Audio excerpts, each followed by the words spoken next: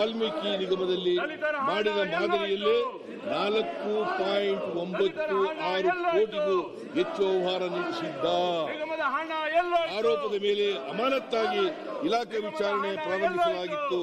ಆದರೆ ಅವರನ್ನು ನಿಮ್ಮ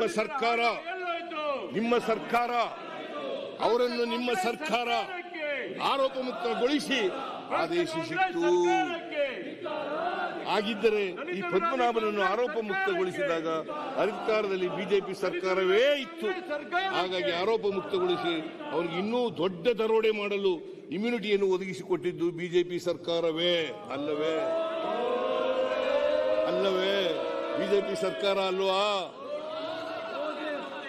ಬಿಜೆಪಿ ಸರ್ಕಾರದ ಅಧೀನದಲ್ಲಿ ಕೆಲಸ ಮಾಡುತ್ತಿದ್ದ ಅಧಿಕಾರಿಗಳು ಪ್ರಕರಣವನ್ನು ಸರಿಯಾಗಿ ನಿಭಾಯಿಸಿದ್ದರೆ ಆತ ಆರೋಪ ಮುಕ್ತನಾಗುತ್ತಿದ್ದನೇ. ಸರಿಯಾಗಿ ಅವನಿಗೆ ಶಿಕ್ಷೆ ಮಾಡಿದ್ರೆ ಇವತ್ತು ಈ ಹಗರಣ ನಡೀತಾ ಇರಲಿಲ್ಲ, ಈ ಅಕ್ರಮ ನಡೀತಾ ಇರಲಿಲ್ಲ.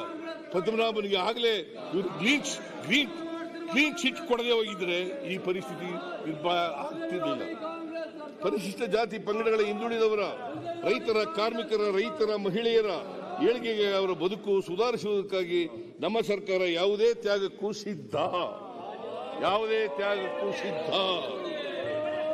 ಈ ವರ್ಗಗಳ ಕಲ್ಯಾಣಕ್ಕಾಗಿ ಮೀಸಲಿಟ್ಟ 1 ರೂಪಾಯಿಯನ್ನು, ಈ ವರ್ಗಗಳಿಗೆ ಮೀಸಲಿಟ್ಟ 1 ರೂಪಾಯಿಯನ್ನು ಕದಿಯಲು ಬಿಡುವುದಿಲ್ಲ.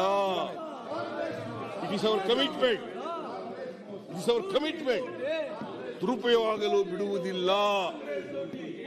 ಬಿಜೆಪಿ ಸರ್ಕಾರದ ಅವಧಿಯಲ್ಲಿ ಅಸಂಖ್ಯಾತ ಹಗರಣಗಳು ನಡೆದಿವೆ. ಕೆಲವು ಮುಖ್ಯ ಹಗರಣಗಳ ಮಾಹಿತಿಯನ್ನು ಸದನದಲ್ಲಿ ಅನುಬಂಧ 2 ಮಂಡಿಸುತ್ತಿದ್ದೇನೆ. ತಿಂದವರು